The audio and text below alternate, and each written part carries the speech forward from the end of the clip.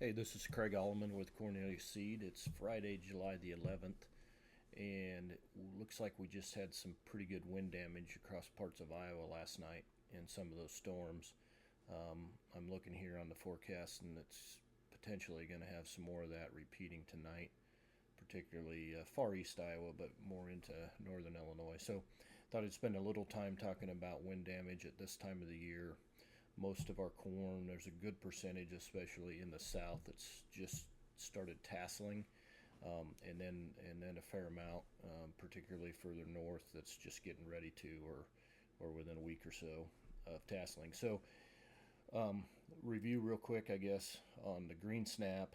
There's two stages where the corn is very brittle for green snap. There's an early stage, which is V5 to V8, where we've got real rapid growth, rapid cell elongation, and that stalk just gets pretty brittle.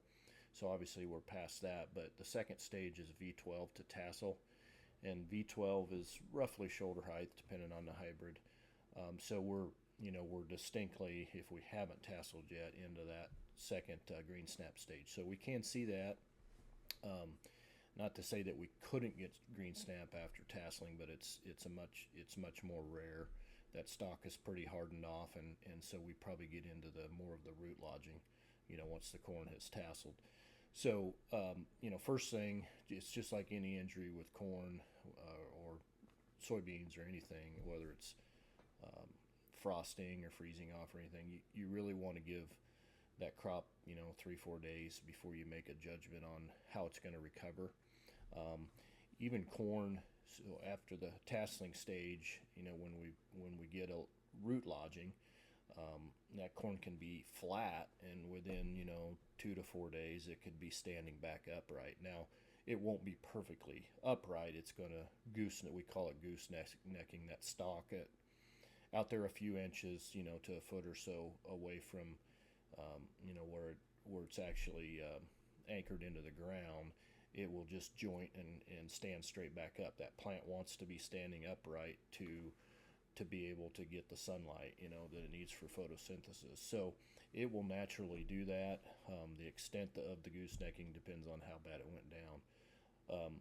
You won't have a full yield potential, in my opinion, usually if that happens, because you've probably ripped some roots off, under the soil surface to lodge that bad, depending on how moist the soil was and everything. But there will be a pretty good yield potential there if that plant stands back up right now. If you haven't tasseled yet and you're into that green snap stage, in both cases you would want to get your insurance guy out there, particularly if you have wind insurance, which a lot of us do anymore, because we seem to have these winds on a pretty regular basis. So get your insurance guy out there. Obviously, if a green snapped off, that plant's not going to produce an ear. Sometimes you'll snap right up there at the ear, and it may or may not put the ear on, but it's generally not going to be a very good one. And then we can have that kinking over, where it really doesn't snap it off, but it just kinks that, like you would a hose, that stalk off at 2-3 feet in the air a lot of times. And that plant usually is not gonna do much either, but it is gonna take up moisture and sunlight away from your other plants. So you're probably better off if it snaps off and is not going to be competing there. But just a quick touch base on it.